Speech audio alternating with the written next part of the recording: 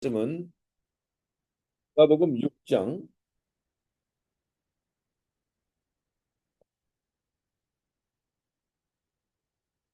마가복음 6장 12절부터 29절까지입니다. 제가 제 세번역 성경으로 읽어드릴 때 오늘 주님 그 한 말씀을 나에게 허락하여 주시옵소서 고백하며 나가겠습니다. 그들은 나가서 회개하라고 선포하였다. 그들은 많은 귀신을 쫓아내며 수많은 병자에게 기름을 발라서 병을 고쳐 주었다. 예수의 이름이 널리 알려지니 헤롯 왕이 그 소문을 들었다. 사람들은 말하기를 세례자 요한이 죽은 사람들 가운데서 살아났다. 그 때문에 그가 이런 놀라운 능력을 발휘하는 것이다 하고 또 더러는 말하기를 그는 엘리야다 하고 또 더러는 옛 선지자들 가운데 한 사람과 같은 예언자다 했다. 그런데 헤롯이 이런 소문을 듣고서 말하기를 내가 목을 벤 그 요한이 살아났구나 했다. 헤롯은 요한을 잡아오게 하여서 옥에 가둔 일이 있었다. 헤롯이 자기와 형제가 아닌 빌립의 아내 헤로디아 때문에 그렇게 했던 것이다. 헤롯이 그 여자를 아내로 맞았으므로 요한이 헤롯에게 형제의 아내를 차지하는 것은 옳지 않다고 말해왔기 때문이다. 그래서 헤로디아는 요한에게 원한을 품고 요한을 죽이고자 했으나 뜻을 이루지 못하였다.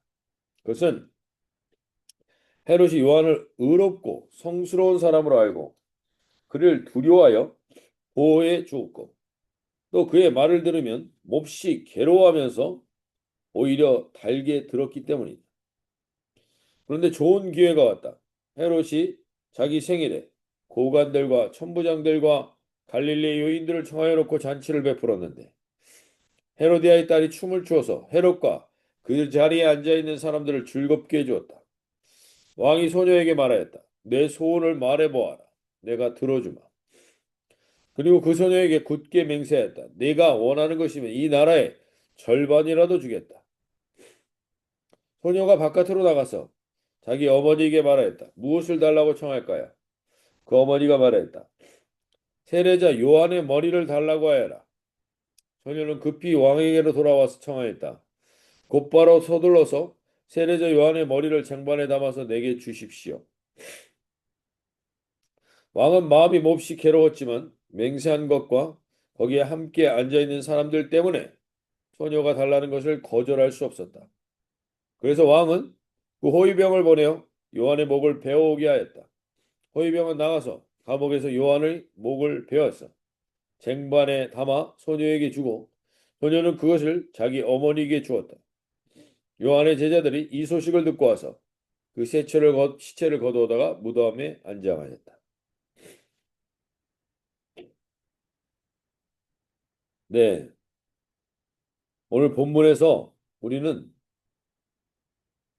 사람의 부류가 여러 부류의 사람들이 나옵니다. 예수님의 12제자가 나오고 그 다음에 헤롯이라는 왕이 나오고 그리고 헤롯의 부인인 헤로디아와 그 딸인 살로메라는 여인이 나오고 이러한 이 여인들의 모습들과 이 사람들의 등장의 모습이 마치 생소한 모습처럼 보일지 모르지만 이것은 우리가 살고 있는 삶의 현장에 그대로 드러나 있는 모습입니다. 오늘 이 사람들의 모습을 통해서 하나님이 이 아침에 우리에게 말씀하시고자 하시는 게 이 세상은 어떻게 돌아가고 있고 이 세상에서 너무나 비참해 보였던 죽음은 하나님 앞에서 어떠한 것이며 이 세상에 권세 있는 자는 권세 있는 것 같지만 어떻게 비참하게 사라지는지를 보게 됩니다. 오늘 본문을 보면 첫 번째로 예수님의 12제자들을 보내시는 장면이 나옵니다. 6장 7절에 보시면 12제자를 부르사 둘씩 둘씩 보내시며 더러운 귀신을 제어하는 권능을 주시고 예수님을 지금 따랐던 사람들이 수없이 많았습니다.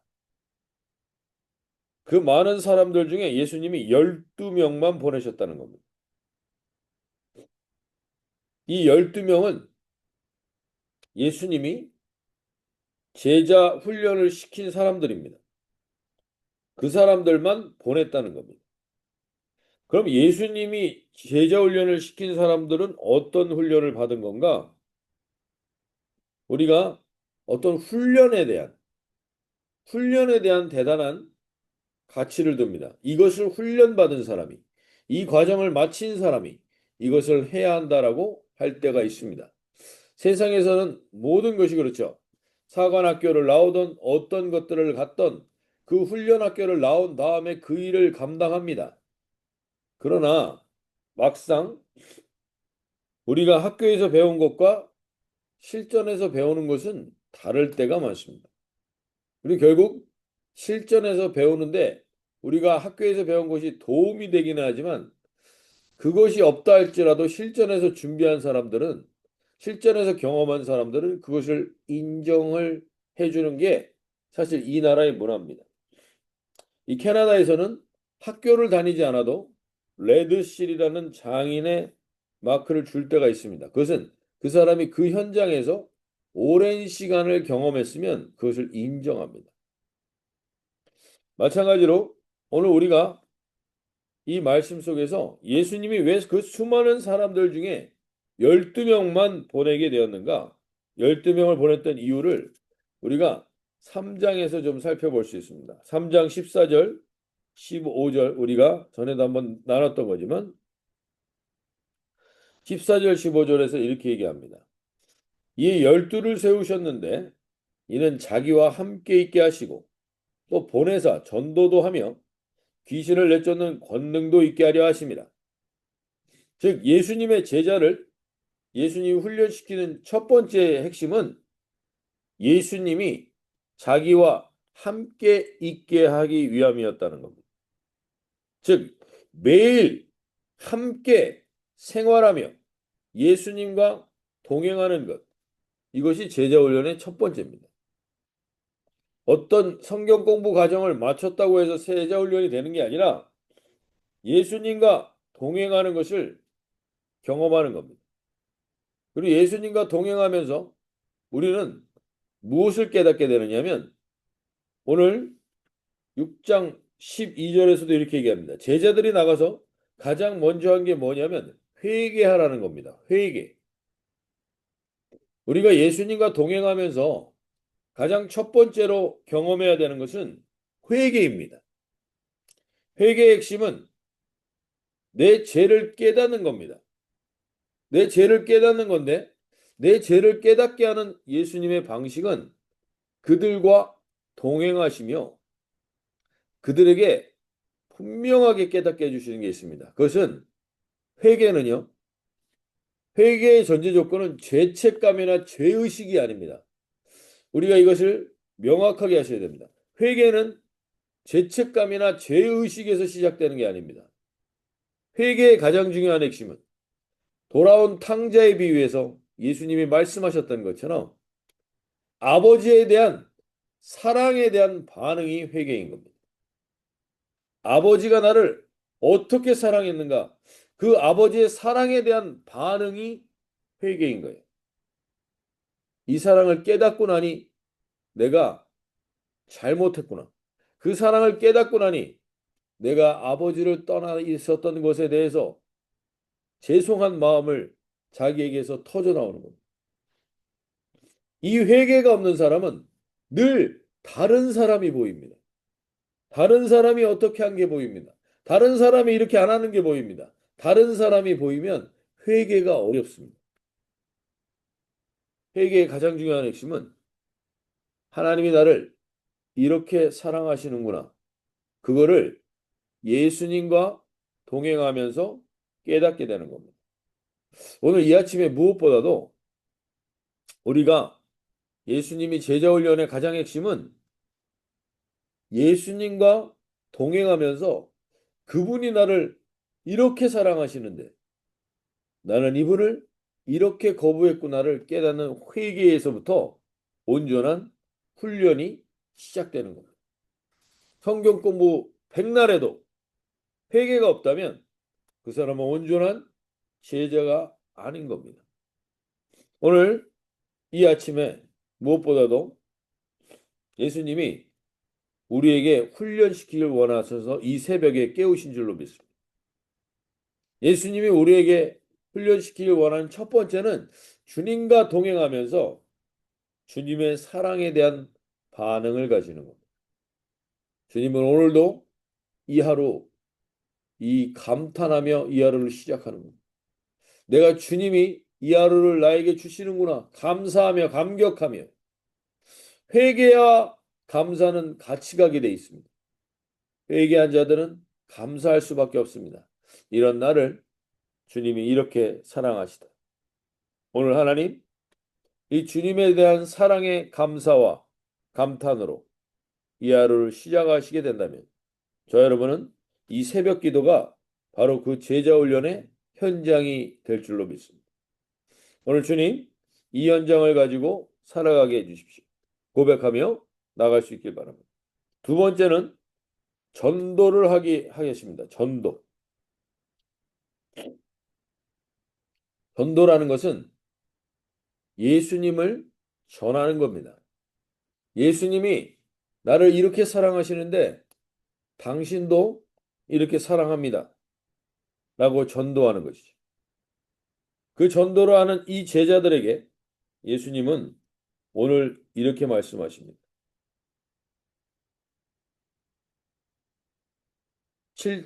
6장 8절에서 명하시되 여행을 위하여 지팡이 외에는 양식이나 배낭이나 전대의 돈이나 아무것도 가지지 말며 신만 신고 두보로 또 입지 말라 하시고 또 이르시되 어디서든지 누구의 집에 들어가든지 그것을 떠나기까지 거기 유하라. 그곳에서 너희를 영접하지 아니하고 너희 말을 듣지도 아니하거든 거기서 나갈 때에 발 아래 먼지를 떨어버려 그들에게 증거를 삼으라 하시니 제자들에게 전도에 대한 분명한 것은 당신이 인생에 명확한 방향이 있는 사람인 거를 알리라는 겁니다. 많은 사람들은 돈이나 전대나 양식을 위해서 삽니다. 근데 이것을 가지지 말라고 말합니다. 신만 신고 두보로 또 입지 말라고 말합니다. 이것의 핵심은 뭐냐면 인생의 방향이 명확하다는 겁니다. 내가 무엇을 먹고 무엇을 마시고 무엇을 가지고 살지는 내가 주님이 나 책임져 준다라는 걸 안다는 겁니다. 그렇기 때문에 그것들에 마음을 두지 않는다라는 겁니다. 전도의 가장 중요한 핵심은 나는 인생의 방향이 명확하게 있다. 인생의 사명이 명확하게 있다라는 것을 알리는 게 전도의 핵심입니다. 예수님과 함께하면 그 모든 것은 책임져 주신다라는 믿음의 고백이 있을 때 진정한 전도가 이루어지는 겁니다. 전도는 입으로 예수를 믿으세요. 예수 믿으면 복 받습니다. 이게 전도가 아니라 예수님께 모든 것을 맡긴 인생은 그것을 구하는 인생을 살지 않습니다. 하나님의 나라와 그 의를 구하는 인생의 모습을 가지고 살면 자연스럽게 전도라는 게 이루어진다는 겁니다. 오늘 저와 여러분 가운데 이 아침에 주님이 주시는 도전입니다. 전대나 돈이나 양식이나 이것을 위해서 일을 하지 말라는 게 아니라 그것이 인생의 목적이 절대 아니라는 걸 알라는 겁니다. 우리의 인생의 목적은 이것을 채우고 이것을 위해서 살다가 끝나는 게 아닙니다. 그러니까 제발 우리가 이 세상에서 내가 이것을 얻어서 이 돈을 벌고 이 돈을 한다 이것을 자랑하는 인생이 되면 안 된다는 겁니다. 연봉이 얼마인 걸 자랑하는 인생이 되는 것만큼 허무한 인생이 없다는 겁니다. 우리 인생의 분명한 목적은 예수 그리스도를 따라가면 예수님이 책임지신다라는 것을 보여주는 것입니다. 그리고 예수님을 거부하는 사람들에게 우리가 굳이 그들에게 계속 유할 필요 없다는 겁니다. 예수님을 거부하는 사람은 타이밍이 아직 안 된 겁니다. 그 사람에게 아무리 우리가 애를 써도 그 사람은 예수를 지금 받아들일 타이밍이 아닐 때는 과감하게 떠나라는 겁니다. 발 아래 먼지를 떨어버리라는 건 나는 할 만큼 예수님을 전했는데 안 받아들인 건 그 사람들의 책임이라는 겁니다. 그리고 그들이 삶을 살아가는 겁니다. 오늘 이 아침에 저와 여러분의 인생의 방향은 무엇입니까? 오늘 하루 우리는 열심히 최선을 다해서 사셔야 합니다. 근데 그 최선을 다해서 사는 삶의 방향이 예수님과 함께 동행하며 예수님이 나를 책임져 주시는 것을 증거하며 예수님의 도를 전하는 일. 이것이 우리 인생의 분명한 방향이 되는 하루가 되시기를 소원합니다.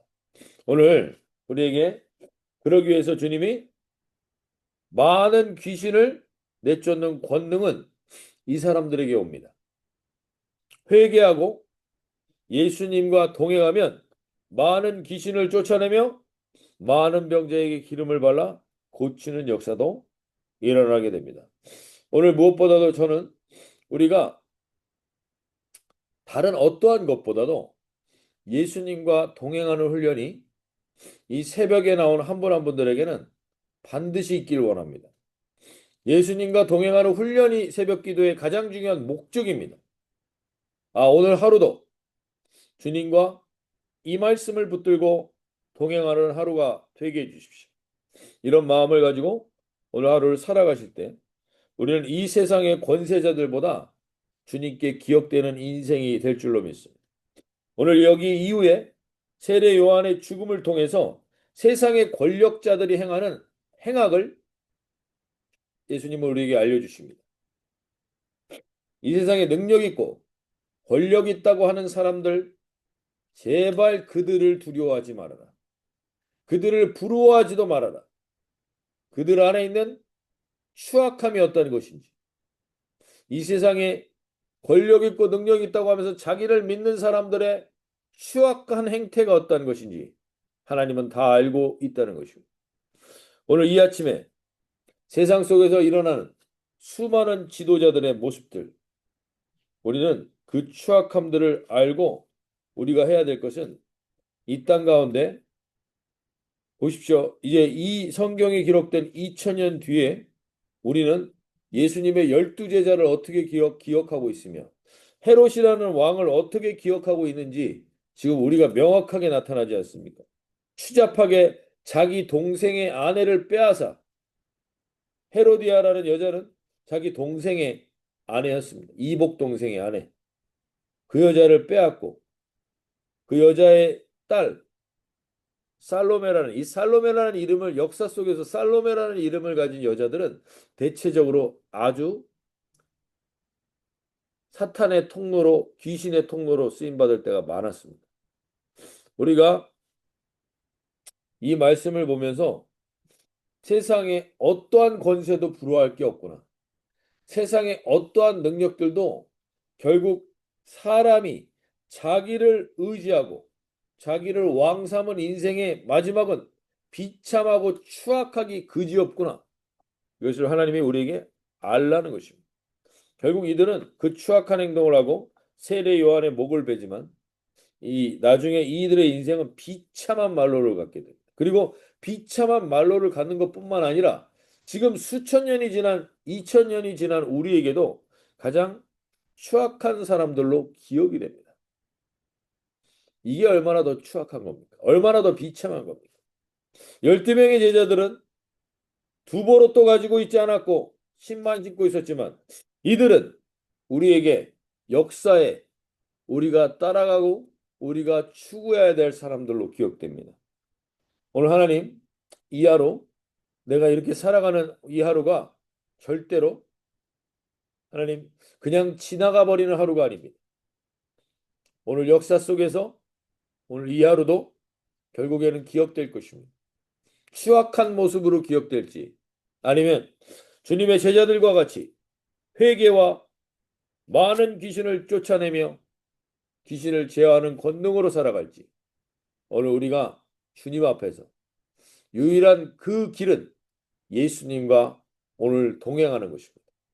내 생각으로 오늘 예수님과 동행하시고 내 마음으로 예수님과 동행하시고 내가 만나는 사람들에게 하나님이 전도하기를 원하는 사람이 있다면 내가 주저하지 않게 하여 주시고 나의 인생의 방향을 명확하게 보여줄 수 있는 그러한 오늘 하루를 살게 하여 주시옵소서. 우리 복된 통로가 되게 해달라고 기도하며 나가시도록 하겠습니다. 오늘 주님 무엇보다도 이 땅의 지도자들을 위해서 기도할 수 있길 바랍니다. 추악하게 그지없는 그러한 사람들의 그 유명세를 우리의 다음 세대들이 따라가지 않게 해주십시오. 그러한 유명한 사람이 되는 것을 목적으로 삼지 않게 해주십시오. 예수님을 따라가며 예수님과 동행하는 세례요한 우리가 볼 때 이 상황을 볼 땐 비참한 죽음을 가진 것 같지만 비참한 죽음이 아니라 여인이 낳은 자 중에 가장 큰 자라고 인정받는 자로 하나님 기억되는 자로 오늘 살아가는 우리의 인생의 방향이 명확한 하루를 살게 해주시고 우리의 자녀들도 간절히 기도하길 원합니다. 인생의 방향을 엉뚱한 곳에 두지 않게 하여 주시옵소서.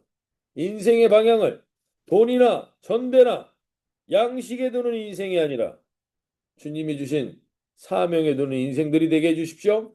우리 함께 다 같이 기도하며 나가도록 하겠습니다. 자유롭게 기도하시겠습니다.